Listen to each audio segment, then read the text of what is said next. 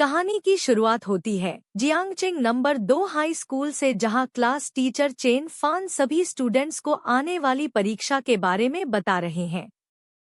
यह कोई आम एग्जाम नहीं है, बल्कि इनके पूरे जीवन की सबसे बड़ी परीक्षा होने वाली है। तभी हमारा सामना होता है शू जिंगमिंग से, जो असल में इस दुनिया का नहीं है, बल्कि टाइम ट्रेवल करके यहाँ आया है। वह खुद से पूछता है, क्या ये लोग सच में मेरी तरफ ही देख रहे हैं? इस नए रहस्यमयी संसार का नाम है ब्लू स्टार, जहां तकनीक तो पहले जैसी ही है, लेकिन यहाँ पर बेहद खूंखार और खून के प्यासे राक्षस खुलेआम घूमते हैं। रोमांचक संघर्ष। इन भयानक राक्षसों से मुकाबला करने के लिए केवल वही लोग खड़े हो सकते हैं जिन्होंने अपनी जादुई शक्तियों को पूरी तरह जगाया है। इस दुनिया में हर कोई 16 साल की उम्र में अपनी सुपर पावर्स को जगा सकता है, और हर किसी की शक्तियां एक दूसरे से काफी अलग होती हैं। शक्तियों को 9 अलग-अलग लेवल्स में बांटा गया है, लेकिन हैरान कर देने वाला सच ये है कि ज्यादातर लोग सिर्फ F से D लेवल की कमजोर शक्तियां ही जगा पाते हैं। और हमारे शू जिंगमिंग के पास है सिर्फ लेवल की कमजोर बिजली की शक्ति, जो केवल एक साधारण स्टन गन जितनी ही बिजली पैदा कर सकती है। तभी चेन फान उसे टोकते हैं। तभी हुआंग तियान आकर शू जिंगमिंग का मजाक उड़ाने लगता है और उसे एक लूजर कहता है, लेकिन तभी क्लास की सबसे सुंदर लड़की लिन किंगयान बीच में आकर उसे रोकती है।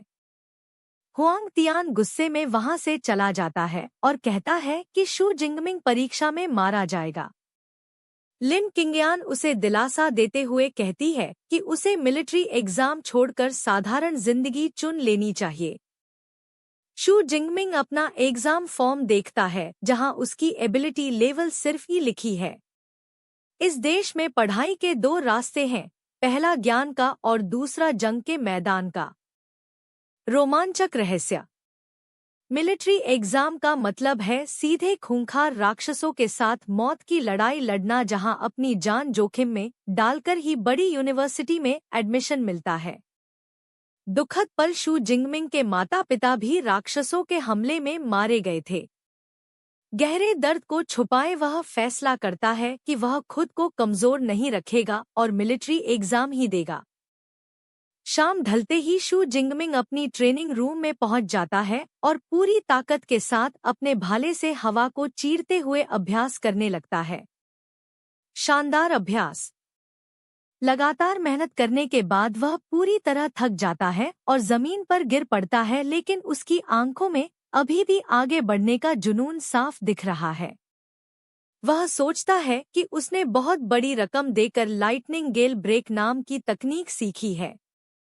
अगर उसे बड़ी यूनिवर्सिटी में जाना है तो कल उसे अपनी जान की बाजी लगानी होगी। तभी अचानक कमरे में एक रहस्यमय नीली स्क्रीन चमक उठती है, जिसे देखकर शू जिंगमिंग दंग रह जाता है। क्या यह उसका मनचाहा गोल्डन फिंगर सिस्टम एक्टिवेट हो गया है? अविश्वसनीय। सिस्टम उसे एक नोविस गिफ्ट पैकेज देता है, जिसमें उसे सीधे एक एस लेवल की जादुई शक्ति और 200 एबिलिटी पॉइंट्स मिलते हैं। क्या उसकी किस्मत पलटने वाली है?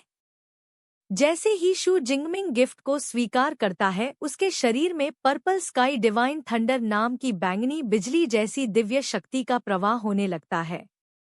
दर्द से उसका पूरा शरीर कांपने लगता है। भयानक विस्फोट। जैसे जैसे सिस्टम का प्रोग्रेस बढ़ता है, उसके शरीर से नीली और बैंगनी रंग की जोरदार बिजली की किरणें निकलने लगती हैं, जो उसके कमरे को तबाह कर देती हैं। बाहर खड़े पड़ोसी आसमान में उठते धुएं और तबाही को देखकर हैरान रह जाते हैं। कोई नहीं जानता कि इस घर के अंदर क्या भयंकर तूफान आया हुआ है। इधर शू जिंगमिंग दर्द से चिल्ला रहा है और बाहर का पूरा आसमान अचानक काले बादलों से घिर जाता है। यह कोई साधारण तूफान नहीं है, बल्कि एक महाशक्ति का जन्म हो रहा है। आसमान में एक विशालकाय बिजली के ड्रैगन का साया दिखाई देता है। जियांगचिंग आर्मी का सेनापति इस भयानक दबाव को महसूस करके तुरंत पूरे शहर को अलर्ट पर रहने का आदेश देता है। बिजली के जोरदार धमाके पूरे आसमान में गूंज रहे हैं। यह बैंगनी बिजली की दहाड़ इतनी शक्तिशाली है कि पूरा शहर थरथर कांप रहा है। तबाही की कगार पर शू जिंगमिंग की चीखें उस बिजली की गड़गड़ाहट में खो जाती हैं, जैसे उसका पूरा शरीर एक नई शक्ति में ढल रहा हो।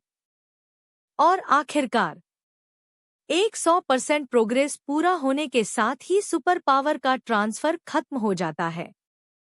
चारों तरफ एक गहरी शांति छा जाती है। वाह क्या बात है! शू जिंगमिंग के हाथों में अब बैंगनी बिजली की वो दिव्य शक्ति है जो किसी को भी एक पल में राख कर सकती है। कल होने वाली परीक्षा में अब धमाका होने वाला है।